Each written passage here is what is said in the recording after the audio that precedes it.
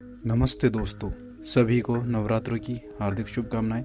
और नवरात्रि का आज पहला दिन है और पहला दिन समर्पित होता है माता शैलपुत्री को।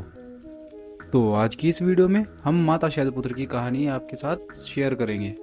पहाड़ों के राजा हिमालय के घर में एक देवी का जन्म हुआ था और वो देवी कोई और नहीं बल्कि माँ दुर्गा का ही पहला रूप थी, जिनका नाम है माँ शैलपुत्री।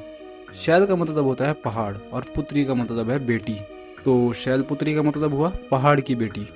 नवरात्रि का पहला दिन इन्हीं देवी को याद करने का दिन है। तो आज हम इनकी कहानी पूरी जानेंगे और कुछ खास बातें भी जानेंगे।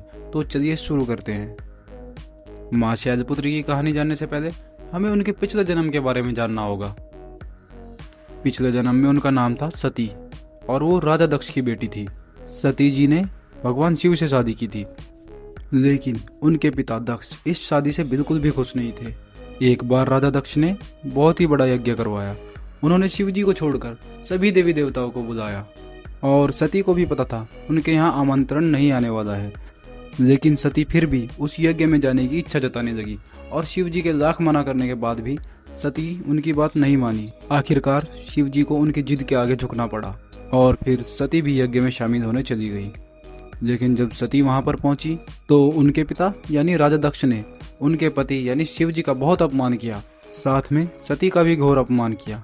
और सती जी ये अपमान नहीं सह पाई और उन्होंने अपने आप को उस यज्ञ की अग्नि में समर्पित कर दिया और वो यज्ञ की अग्नि में भस्म हो गए। जब शिव जी को यह बात पता चली तो वह बहुत गुस्सा हो गए और दुखी भी।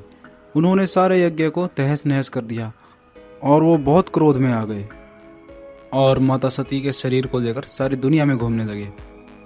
तब भगवान विष्णु ने दुनिया को बचाने के लिए अपने चक्र से सती के शरीर के टुकड़े टुकड़े कर दिए और वो टुकड़े जहां जहां गिरे वहां आज शक्तिपीठ कहलाती है। इसके बाद काफी समय बाद माता सती ने फिर से जन्म लिया और इस बार पहाड़ों के राजा यानी हिमालय के घर जन्म लिया। और पहाड़ की बेटी होने की वजह से उनका नाम पड़ा शैलपुत्री और उन्हें ही पार्वती के नाम से भी जाना जाता है।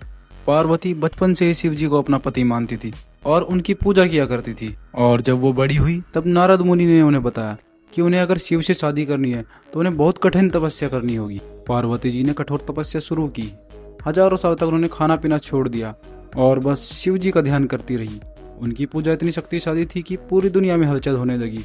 आखिर में पार्वती की सच्ची भक्ति और तपस्या देखकर भगवान शिव खुश हुए। वो पार्वती के सामने आए और उनसे शादी करने के लिए तैयार हो गए। इस तरह उनकी सच्ची लगन और मेहनत की जीत हुई। अब बात कर लेते हैं माता के स्वरूप की। माँ शैलपुत्री का रूप बहुत ही शांत और सुंदर है। चलिए उनके रूप का मतलब समझते हैं।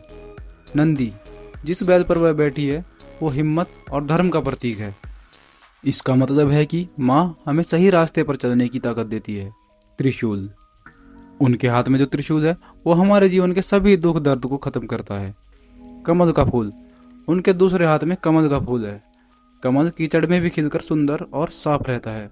यह हमें सिखाता है कि दुनिया में चाहे कितनी भी बुराई हो, हमें हमेशा अच्छा बनकर रहना चाहिए। माथे पर चांद, उनके माथे पर जो चांद है वो बताता है कि वो ही शिव है और वो ही है शक्ति। तो माता की पूजा कैसे करें? नवरात्रि के पहले दिन कलश रखकर माँ शैलपुत्री की पूजा की जाती है। माना जाता है कि इस पूजा के करने से जीवन में हिम्मत और शांति आती है। पूजा करते समय आप ये आसान सा मंत्र बोल सकते हैं, ओम देवी शैलपुत्राय नमः। इस मंत्र का मतलब है मैं माँ शैलपुत्री को प्रणाम करता हूँ। ज्योतिष विद्या में मानते हैं कि माँ शैलपुत्री की पूजा करने से हमारा मन शांत रहता है और घबराहट दूर होती है। माँ को सफ़ेद चीज़ें बहुत पसंद है, जैसे गाय का घी, सफ़ेद मिठाई। पूजा में ये चीज़ें चढ़ाने से माँ खुश होती है और अच्छी सेहत का आशीर्वाद देती है। आखिरी बात तो दोस्तों, माँ शैलपुत्री की कहानी हमें सिखाती है कि अगर हम मन में कुछ ठान लें और सच्ची लगन से मेहनत करें तो कुछ भी हासिल कर सकते हैं। तो इस नवरात्रि माँ शैलपुत्री को याद करें और उनसे अपने जीवन में सुख शांति की प्रार्थना करें। आप सभी को नवरात्रि की बहुत बहुत शुभकामनाएं। जय माता दी।